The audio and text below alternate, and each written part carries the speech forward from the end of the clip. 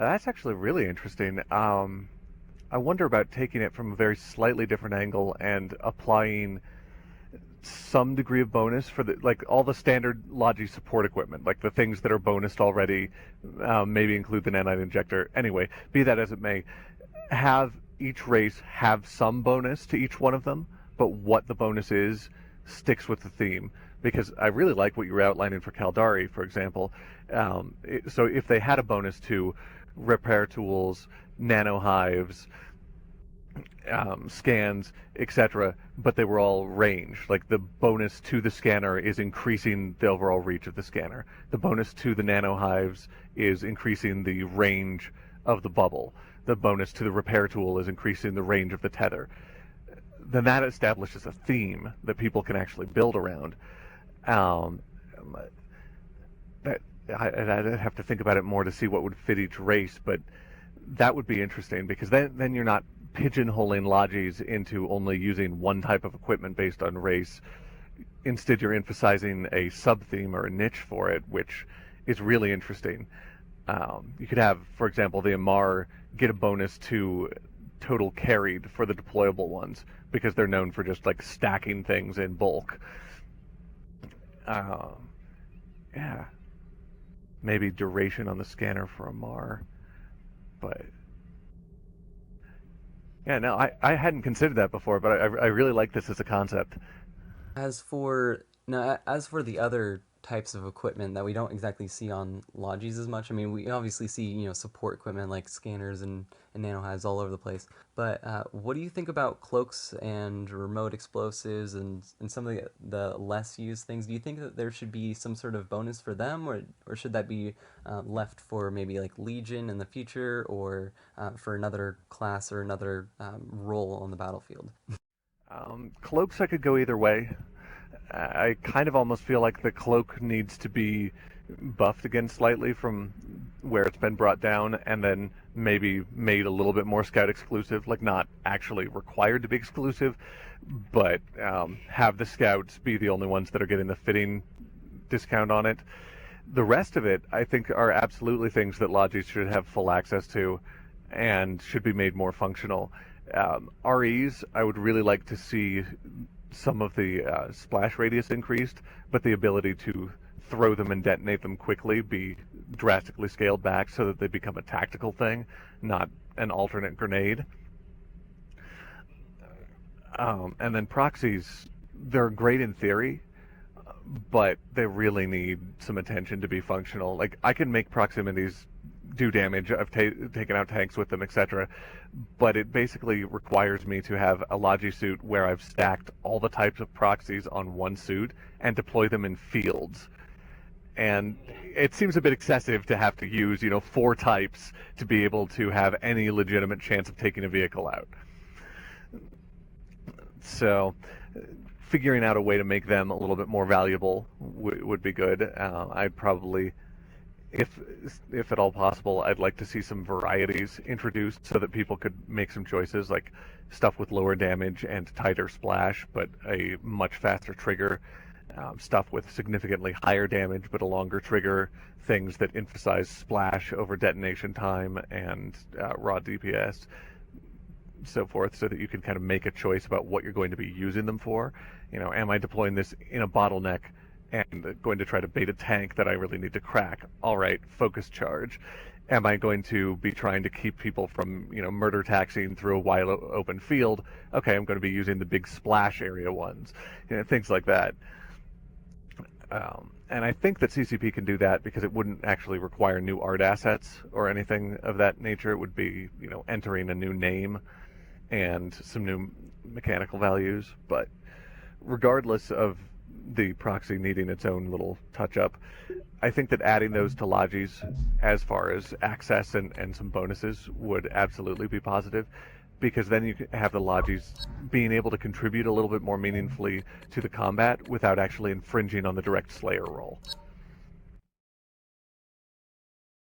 Yeah, because one of the things that people tell me all the time when they use proxies is that it's like you just use proxies. You have to throw down a pile of proxies and then a remote explosive, or maybe like one proxy and a pile of remote explosives on top of it, because the because then it activates. It's like, so we're not actually using proxies. We're still using the damage for the remotes because it's like the only way to destroy them. I mean, even with me, one of my best AV fits is a scout with a plasma cannon, AV grenades, and remote explosives because it just works like that. Yeah, yeah. Using proxies as the trigger for an RE is one of the most effective ways to make a proxy do anything these days. Uh, the but it's like, but then this is like I try making a similar AV fit or whatever with my logistics suit, and I just can't do it. I mean, even if it's a Minotaur one, it's supposed to be fast.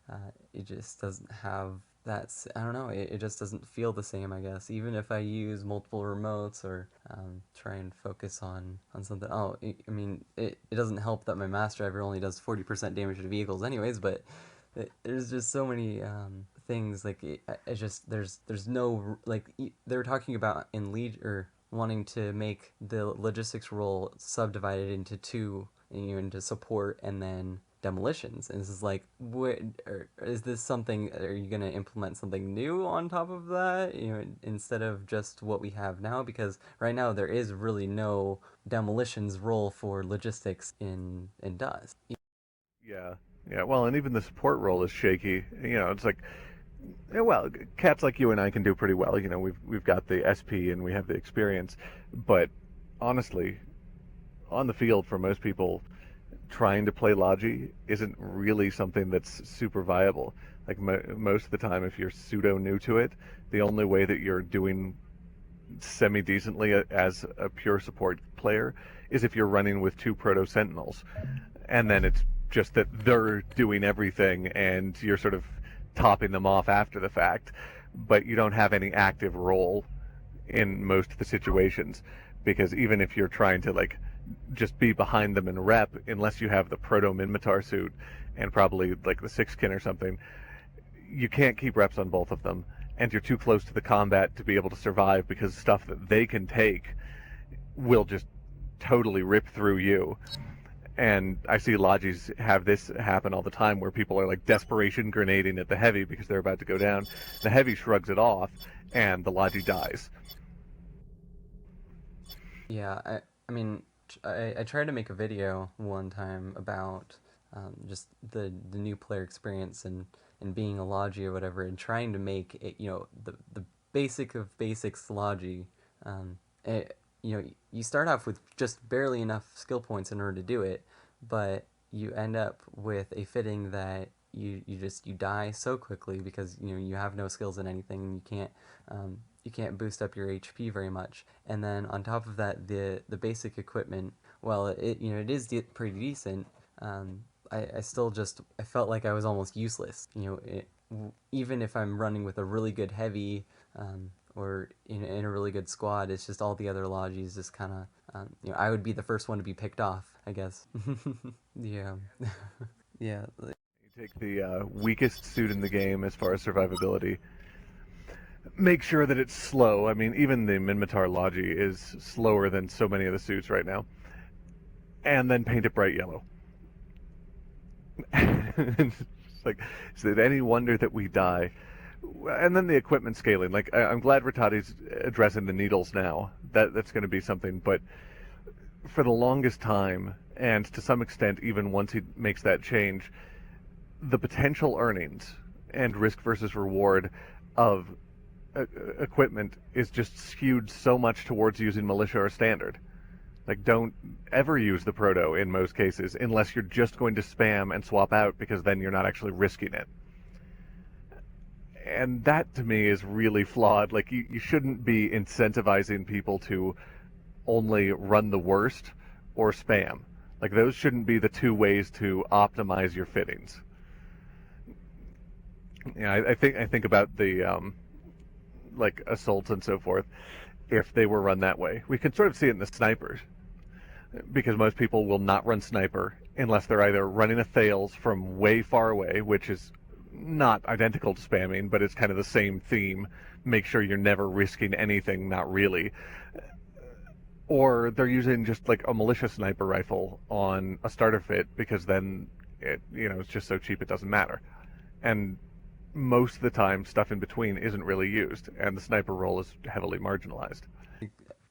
I've talked to some players that weren't relatively new. They just hadn't played a lot. Like they had maybe 10 million skill points or something, and they just got back, and they'd all run militia fits, and in their starter fits even. And telling him this is like, well, why do you do this? It's like, oh well, he's like, I just don't have enough ISK. I'm just like, well, why is that? And I mean, one of the things that people tell me is like, well, I still need to buy this skill book. And something I saw Ratati talk about was maybe possibly reducing the skillbook is costs, which would definitely help logistics players because another thing that I found when creating a new character was how much each individual skillbook for all of the equipment costs. It's like you can't just immediately skill into standard equipment right away. You have to play so many matches just to earn enough ISK for that, and then that's not even counting your core skills and some other things, or even just like the starter fit. I mean, the starter fit, the medic starter fit comes with a needle instead of a repair tool, and bothers so many players. Yeah, it really.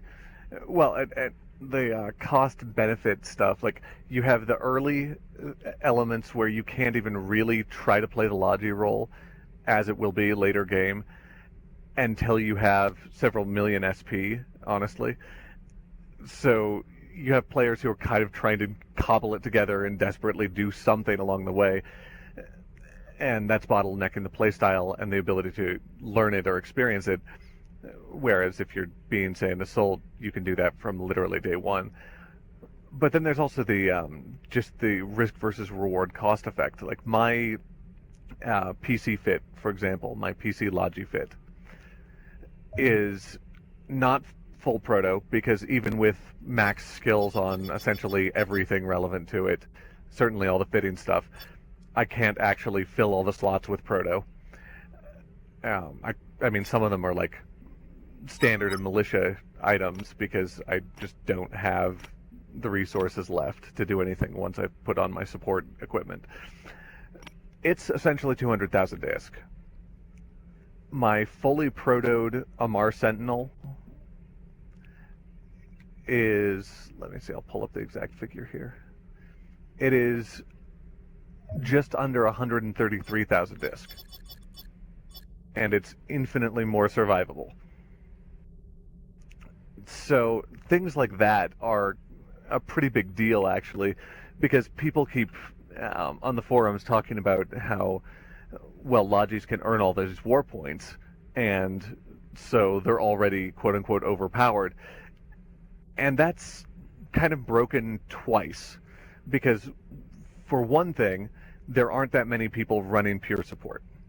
And as such, you're getting the whole share of that type of war point that's available. If you have only one guy running AV, for example, or only one guy running scans, or theoretically, not that this would ever happen, but only one guy actually killing anybody, their earnings are going to be massive because the entire potential pool of that type of war points are basically just there for them to dip into as heavily as they can manage. With Logi, that is very frequently what the case is. You have like at most 5 guys, usually like 1 or 2, on the field actually running any sort of concerted support effort. And so you get significant earnings because you have no competition from anyone else on your team for those points. So you're getting all of them, which essentially means that it would naturally reduce the average earning of a Logi if support play became more viable in general, because there would be more people providing those roles, and thus the total points available would be divided more equally. But that completely aside, you have the risk versus reward, which is supposed to be the baseline for Dust. The more SP and ISK you've put into your fitting, the more potential earnings you get out of that fitting via tactical gameplay value. So you have Lodgies, which are running more modules, which are requiring more SP, and I've done this comparison with scouts and assaults at the same level. I haven't done it for heavies, but just like looking at a fitting and saying, all right, we're going to run full slate of proto modules, like stack everything for the role and max all relevant skills. And in all cases, the Logi costs more SP and more ISK to field. And as long as that remains true, the average Logi earning should be higher than anybody else. Now, to me, having one class that's going to be a higher earnings baseline compared to the others, that seems iffy. But we can't really legitimately violate the baseline of the entire like Dust sandbox and say, well, you make more by skilling into things and by using better gear, by risking more, you have the potential for more rewards. Except you guys playing support. You don't actually get that. You have to invest more just to keep up with everybody else. Which is to some extent where we are now.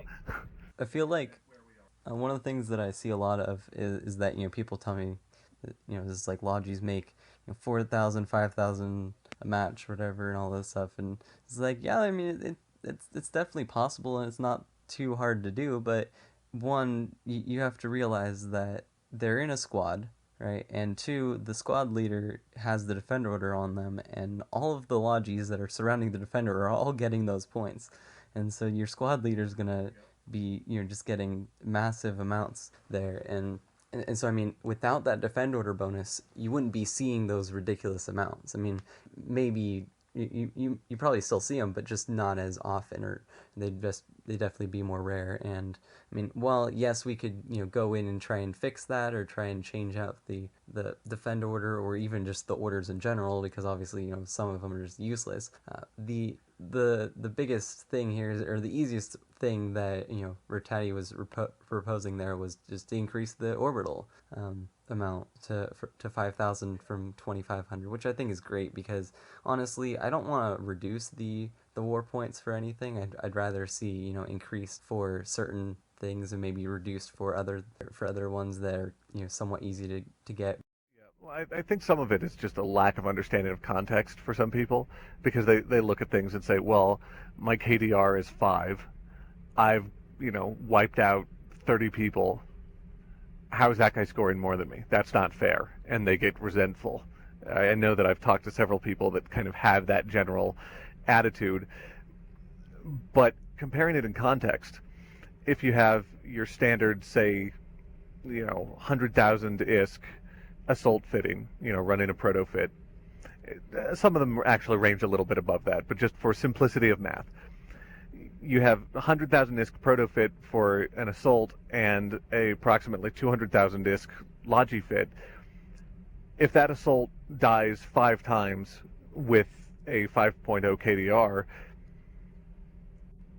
they can that 500,000 actually makes them break even, and then they've earned a lot of SP, and so all in all, that's a pretty good match.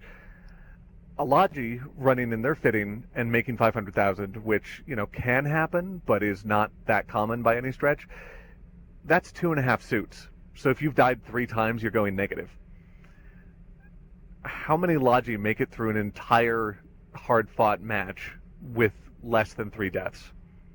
That's very true.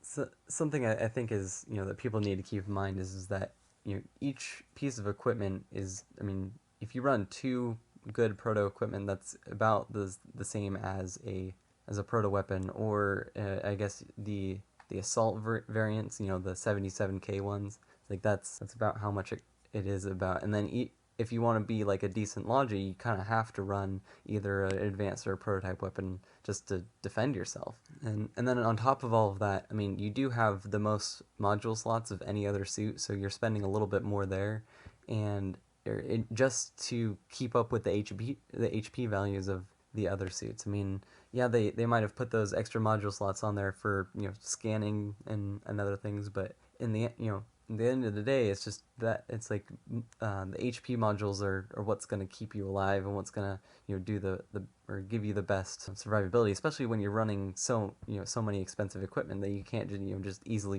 just die and be okay with it. Yeah, and as I've pointed out to people on the forums a few times, no matter what your role is, if you're not alive, you can't do it. and that's sort of this fundamental thing, which there seems to be somewhat of a disconnect. I understand people don't like where the assault suit is right now, and I think that they've got a point. The assault is not in a very good place. It's not super viable. But all of this stuff that's been going on where they basically want to make the assault more tanky and make the scouts have less regen and possibly look at the heavies and, nerf the Lodgies. I'm like, guys, if you make it so the assault is the only one that can really live because, quote, it's the assault, it's supposed to, that, then it's the only suit that's going to be able to do anything. At that point, an assault with a repair tool becomes a better Logi than a Logi because it can actually live long enough to do that. And we've had some of the same thing with scouts, where a few of these proposals I've had to try and go through and explain step by step. It's like, yes, scouts are supposed to be fragile, but if you make them unable to deal with combat at all, like, yeah, they shouldn't stand in fire and live through it. That's one thing, sure. But if you're saying an assault and a scout end up in combat, the assault should always win, or 9 times out of 10 should win, that becomes super dubious, because then the only things that a scout is allowed to do are those that don't involve getting shot at by an assault. And how many rolls are there that can legitimately be said, is plausible? It's like, okay, well, you can hack stuff if there are no assaults around. You can scan if you're not in the range of fire of an assault suit, etc. And Lodgies are very much in the same position now, where it's like, you can do lots of stuff, but you can't really live through it unless you stay out of most of the combat zones. And that contributes really heavily to the spam effect, because, it's like a Logi wants to provide something and live. All right, so we'll go to a building, throw down, 12 nano hives and 7 uplinks, and put on a repair tool and repair the heavy who's standing by the door from around the corner. And maybe, just maybe, with a little bit of luck and doing all of that spamming and then hiding, we'll actually make money on that match. I honestly don't know the best way to do that, because honestly I don't want to reduce the ISK cost of equipment too much. Well, see, even scaling down the ISK, because I thought about that for a while. It's like, well, maybe we should just make equipment less expensive. It seems like sort of an obvious first step. But then you still have the SP element, where, even the ISK completely notwithstanding, to run a Logi fit at any given level, if you compare it to the same racial assault variant, the Logi requires 30 to 100% more SP invested to run it at basically each given meta level than the assault. And so once again, unless you make all of the support Logi skills, all the equipment skills, etc., also substantially decreased in cost, you're going to be recreating a lesser version, but still the same situation, where you have someone needing to risk and invest a lot more heavily for the same theoretical potential payout. And that's really fairly flawed. That violates the basic premise of the sandbox yet again. I don't know. It's a bit of a conundrum, because, again, having one class that's just going to earn more, quote unquote, is obviously not ideal. And I don't see CCP being willing to, massively reduce equipment cost, massively reduce SP cost for equipment modules. And even if they did, then, you could just have scouts that are prototyping things more readily, and the pocket Logi effect happens, and then you sort of don't have the Logi suits really doing all that well for themselves. But I don't know. I'd almost be tempted to advocate making equipment in general more effective at whatever it's doing. And if that were combined with kind of the current survivability problems that support has, that might even out. But I don't know. That's one of those, in theory, maybe. I can't really project it effectively enough to know if that would actually work on the field. So now, going back to skills, when you're talking about how the equipment, it costs so much more to skill into, compared to what the assault suit has to skill into, it made me think about, is okay, so how does the assault skill into his weapons? Is he goes into the weapons, whatever, then he goes into the proficiency bonuses, and then he can spec into the different like bonuses for that.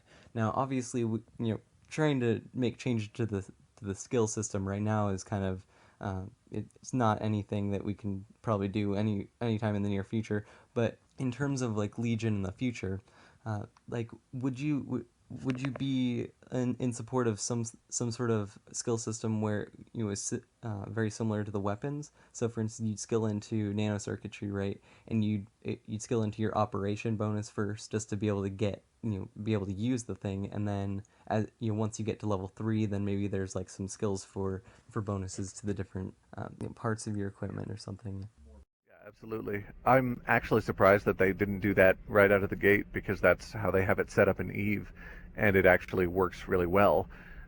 Where essentially any given module is already associated with a skill, and it's almost always going to be more than an unlock skill. You have the basic unlock, and then you have ways to hone the efficiency of that.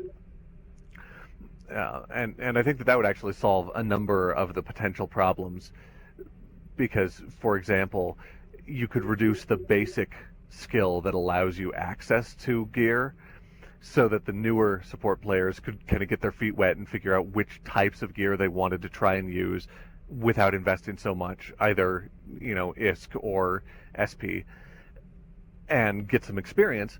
And then as time goes on and you invest in it, you get more return for whatever gear you're running, which has a twofold benefit.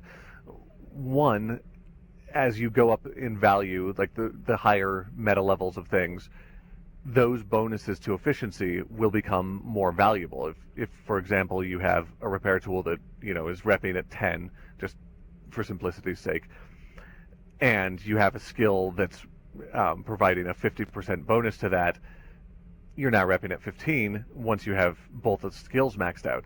But if you then go up to obviously excessively large spread, but again, just to illustrate, a proto repair tool that's repping at 100, that same proficiency bonus of 50% will give you an additional 50 HP on that repper instead of the 5. So you have incentive to use the better gear because you now have the skill support to make that more viable. But you won't see as much of the situation where you have assaults or scouts replacing the support role entirely by just, mixing and matching equipment between the squad. Because those people in the squad would have to have the same skill investment into that piece of equipment to make it effective in that way. So the final thing, I guess, talking about the future again, just I guess speculation or ideas.